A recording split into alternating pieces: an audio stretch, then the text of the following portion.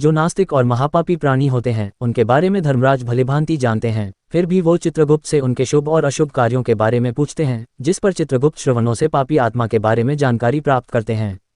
मित्रों, यहाँ पर आपकी जानकारी के लिए बता दूं कि श्रवण ब्रह्मा जी के पुत्र हैं, जो स्वर्ग, पृथ्वी और पाताल में विचरण करते हैं। उनके कान सुदूर से ही सुनने वाले और नेत्र दूर से सब कुछ देख लेने वाले हैं। वो श्रवण और उनकी पत्नियां ही हैं जो हम सब के बारे में सब कुछ जानती हैं। मृत्यु के बाद जब हमारी आत्मा यमलोक पहुंचती है तो श्रवण ही हमारे पाप पुण्य का लेखा जोखा चित्रगुप्त को देते हैं, जिसके बाद चित्रगुप्त धर्मराज को सब बताते हैं और फिर जीवात्मा को उसके कर्मों के आधार पर सजा मिलती है।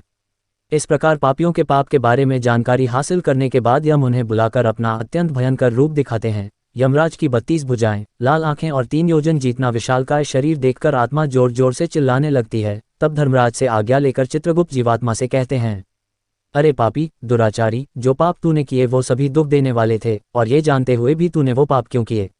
जिस प्रकार हर्षोल्लास के साथ तूने वो पाप किए हैं, तो अब इस समय तू उनके बारे में सोचकर भयभीत क्यों हो रहा है?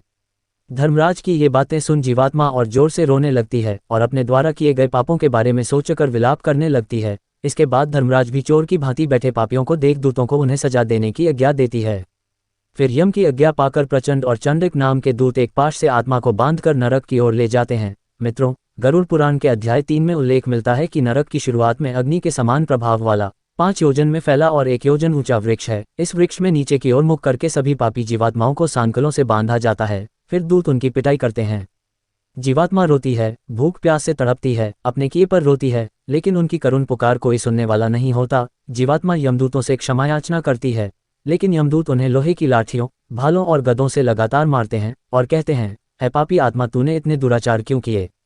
तूने कभी क्यों सुलभ काम और अन्न का दान क्यों नहीं किया?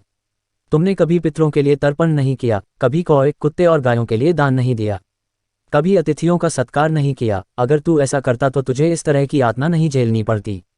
ऐसा कहकर यमदूत जीवात्मा को और निर्दयतापूर्व पीटने लगते हैं, जिससे जीवात्मा अंगारे की तरह जलती हुई वृक्ष से नीचे गिर जाती है। वृक्ष से गिरते ही जीवात्मा को कुत्ते नोचने लगते हैं। इसके बाद धर्मराज की आज्ञा से यमदूत जीवात्मा को तामिस्थ नरक में फेंक देते हैं।